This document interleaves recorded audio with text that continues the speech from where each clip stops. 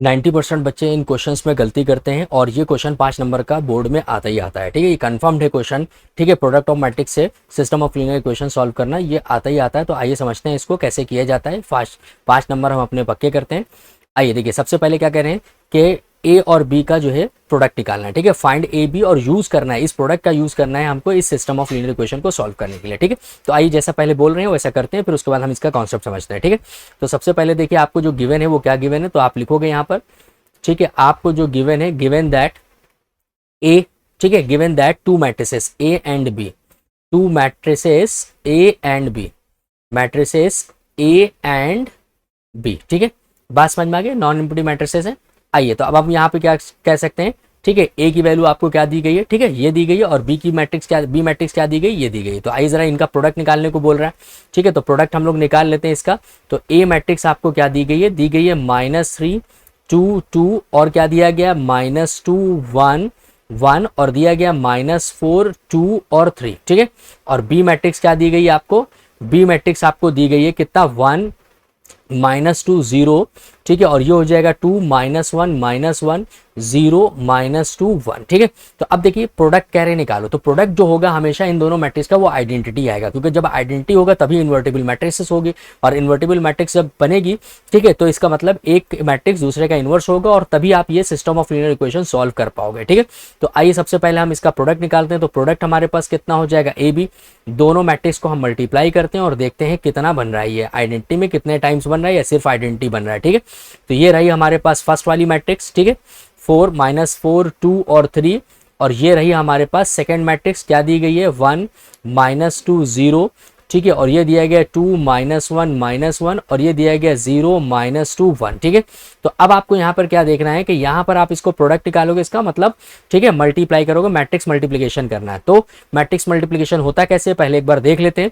ठीक है, तो आपको पहली वाली मैट्रिक्स के जो रो दी गई है, पहली वाली रो को बारी बारी से इन तीनों कॉलम से हम क्या करने वाले हैं, मल्टीप्लाई करने वाले हैं। पहले इसको हम इससे मल्टीप्लाई करेंगे, फिर सेम हम इसकी बारी आएगी, इसको हम मल्टीप्लाई करेंगे, फिर सेम इसकी बारी आएगी, इसको हम मल्टीप्लाई करेंगे। ठीक है, बात समझ में आ गई। तो आइए जरा देखते हैं कि हमारे पास क्या बना। ठीक है, तो हमारे पास बन गया ए बी इज टू, क्या आ गया हमारे पास, अब अगर हम इसको मल्टीप्लाई करा लें, ठीक है, 1 को 3 से मल्टीप्लाई किया, -3, 2 को इससे मल्टीप्लाई कराएंगे, +4, और 0 को इससे मल्टीप्लाई कराएंगे तो ये आ जाएगा 0। ठीक है, बात समझ में आ गई। तो देखिए पहले ही एलिमेंट से आपको पता चल जाएगा इन दोनों का प्रोडक्ट हमेशा क्या होगा, आइडेंटिटी। तो आप देख सकते हैं कि यहाँ पर कितना आ जाएगा, 1, तो इसका मतलब सिर्फ आइडेंटिटी यहाँ पर मिलेगी। ठीक है, क्लियर है, बात समझ में आ गई। तो आप चाहो तो दूसरी वाली कॉलम को भी मल्टीप्लाई करके यहाँ पर देख सकते हो कि ये दूसरा वाला कॉलम जो दिया गया, आपको इसको इससे मल्टीप्लाई करना है, इसी पहली वाली रो से, और आपको चेक करना है कि इसका कितना आएगा। तो आप देखेंगे 0 आ जाएगा। ठीक है, 2 को 3 से मल्टीप्लाई किया, कितना आ जाएगा, -6, -1 को 2 से मल्टीप्लाई कराएंगे, +2, और 1 को माइनस इससे मल्टीप्लाई कराएंगे तो कितना, ये -1 को आपने जो है पहले 2 को इससे कराया तो -6 आ गया, -1 को 2 से कराएंगे तो +2 आ गया, और -1 को 4 से कराएंगे तो ये +4 आ गया। तो आप देख सकते हैं 6 और 6 कितना हो जाएगा, 0। तो सिमिलरली यहाँ पर भी 0 आ जाएगा, फिर यहाँ 0 आ जाएगा मल्टीप्लाई कराने पे, और यहाँ पे देखेंगे 1 आ जाएगा, फिर ये 0, फिर 0 0, और ये आ जाएगा 1। ये सिंपल सा मल्टीप्लिकेशन था, शॉर्ट में हमने इसको कर दिया। ठीक है, तो आपने देखा है कि आइडेंटिटी ही बनेगी ये कितना आ जाएगा, ए बी इज टू कितना आ जाएगा, 1 0 0 0 1 0 और 0 0 1। तो बेसिकली हम इसको क्या कह सकते हैं, आई कह सकते हैं। तो आपने क्या निकाल के लिए आए आप, ठीक है, ए बी इज टू आप आई निकाल के लिए आए, इसको हम इक्वेशन 1 कह दे रहे हैं थोड़ी देर के लिए। क्लियर है, तो अब हम देखेंगे कि अगर ए बी इज टू आई निकल आया, इसका मतलब मैट्रिक्स क्या, इन्वर्टिबल है। अब देखो, अब ये जो सिस्टम ऑफ लीनियर इक्वेशन है, इनसे जो मैट्रिक्स बनेगी वो इन दोनों में से कोई एक होनी चाहिए, या तो उस मैट्रिक्स का ट्रांसपोज होगा या डायरेक्टली वो मैट्रिक्स मिल जाएगी। ठीक है, तो अभी आप देख सकते हैं 1 -2 0, तो 1 -2 0, तो मतलब ये सेकंड वाली मैट्रिक्स है और ट्रांसपोज के फॉर्म में दी गई है। ठीक है, तो आइए सबसे पहले क्या लिखेंगे आप, the given system of linear equation can be written as. ठीक है, द गिवन, तो सबसे पहले सिस्टम ऑफ लीनियर इक्वेशन देख लेते हैं क्या होगा, the given system of linear equation can be written as, equation can be written as।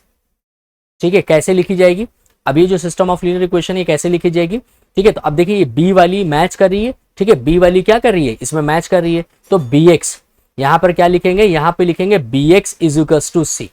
ठीक है, बी एक्स इज टू सी ले लेंगे तो बी मैट्रिक्स यहाँ से क्या हो जाएगी, ठीक है, यहाँ से अगर आप देखेंगे बी मैट्रिक्स क्या हो जाएगी, सिस्टम ऑफ लीनियर इक्वेशन से एक्स वाई जेड के जो कोफिशिएंट है उनसे मैट्रिक्स बनेगी। तो पहली वाली, ठीक है, इक्वेशन से क्या बनेगी, रो पहली रो 1 -2 0, दूसरी वाली से क्या बनेगी 2 -1 और -1, ठीक है, 2 -1 और -1, फिर उसके बाद क्या बनेगा, फिर उसके बाद बनेगा 0 -2 और 1, ठीक है, 0 -2 और 1, तो ये तो बी बन गई।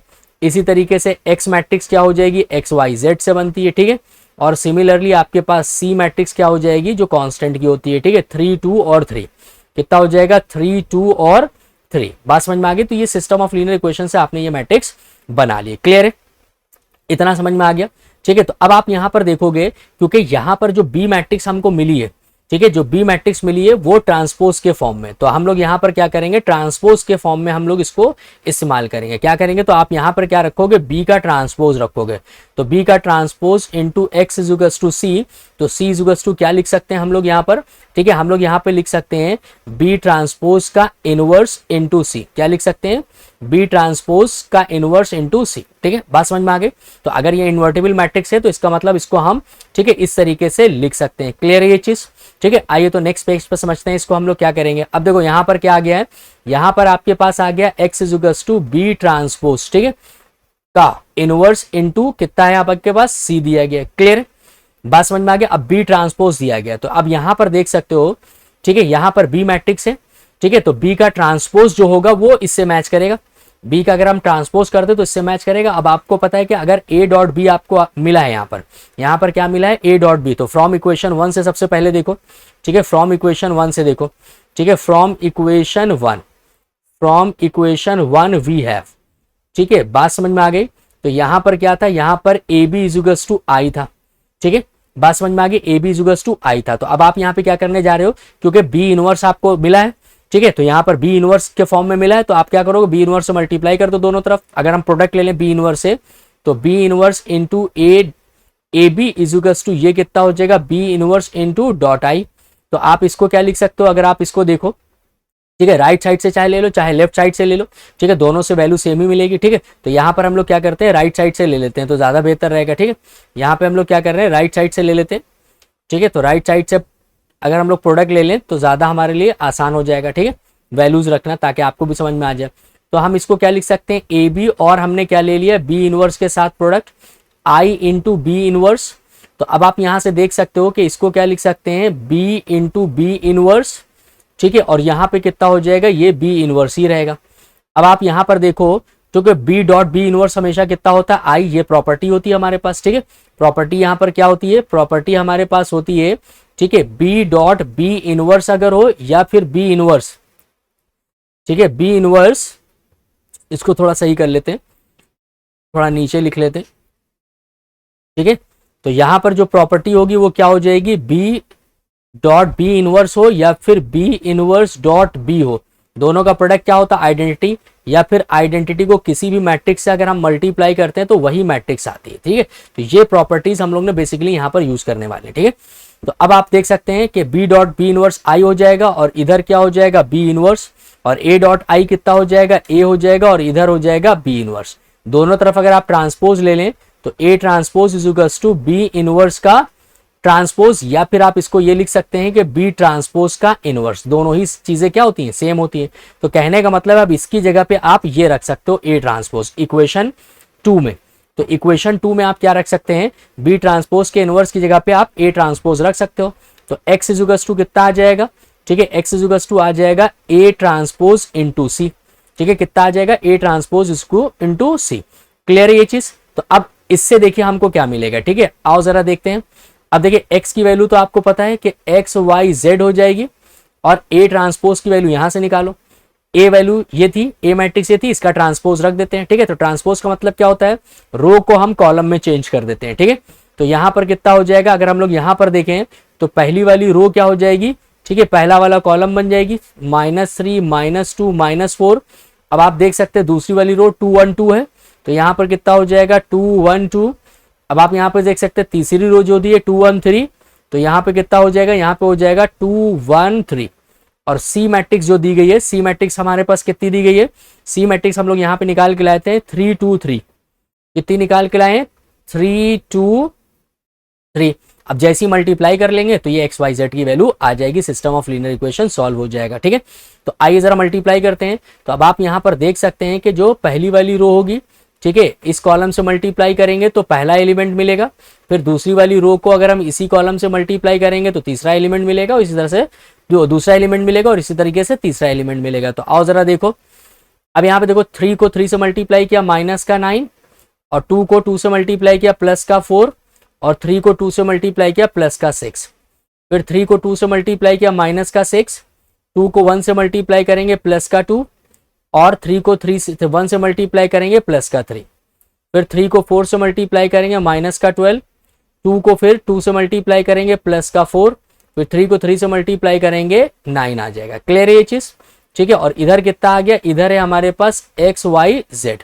ठीक है, तो अब अगर आप इसको कैलकुलेट करते हो, ठीक है, तो X Y Z is to ये कितना हो जाएगा बच्चों, 6 4 10, 10 में से 9 गए तो 1 बचेगा, 3 2 5, 6 में से 5 गए तो 1 बचेगा, तो माइनस का 6 दिया गया, 9 4 13 में से 12 गए तो कितना बचेगा 1। ठीक है, तो अब आप कंपेयर करा सकते हो, एक्स की वैल्यू ये, वाई की वैल्यू ये, और जेड की वैल्यू ये। तो आपको क्या मिल गया, ठीक है, एक्स वाई जेड की वैल्यू मिल गई। तो एक्स की वैल्यू कितनी मिल गई आपको, 1 मिल गई, वाई की वैल्यू कितनी मिल गई -1, और जेड की वैल्यू कितनी मिल गई 1। ठीक है, तो आपको ये तीनों वैल्यूज यहां से मिल जाएंगी, यही आपको निकालना था, system of linear equation solve करना था। ठीक है, तो आई होप समझ में आ गया होगा। यहाँ पे देखिए ट्रांसपोज के फॉर्म में दिया गया था, ये क्वेश्चन डायरेक्ट भी आता है। दो ही टाइप के क्वेश्चन बनते हैं, या तो मैट्रिक्स जो सिस्टम ऑफ लीनियर इक्वेशन से मिल रही होगी वो ट्रांसपोज के फॉर्म में होगी, या विदाउट ट्रांसपोज के फॉर्म में होगी। और आप इस तरीके से करेंगे, ये सीबीएसई में आने वाला 5 मार्क्स का क्वेश्चन है। ठीक है, ये 5 मार्क्स का क्वेश्चन आता है बोर्ड में। ठीक है, हर साल बोर्ड में आता है, तो सीबीएसई 2027 में भी आएगा। और बच्चे स्टेप मार्किंग की वजह से नंबर कट जाते हैं उनके, तो देखिए इस बार भी ओएसएम में स्टेप मार्किंग की वजह से नंबर कटे हैं। ये क्वेश्चन इस बार भी आया है 2026 में, मार्च के पेपर में। तो इसलिए याद रखिएगा, एक एक स्टेप जो लिखा गया है यहाँ पर वो आपको लिखना है। अगर आप स्टेप कम करते हो तो ये मान के चलिए कि आपके नंबर क्या हो जाएंगे, कट जाएंगे। ठीक है, आई होप कि ये क्वेश्चन समझ में आ गया। मिलते हैं नेक्स्ट वीडियो में, तब तक के लिए इसको शेयर करिए, सब्सक्राइब करिए चैनल को, और अपने फ्रेंड्स वगैरह को भी देखिए, सेंड करिए, और लाइव क्लासेस में जोड़ना मत भूलिए। ठीक है, 6 to 7 PM के बीच में हम लोग लाइव लेते हैं रोज। ठीक है, तो सब्सक्राइब करिए चैनल को ताकि आपको नोटिफिकेशन मिलता रहे। ठीक है, तब तक के लिए बाय।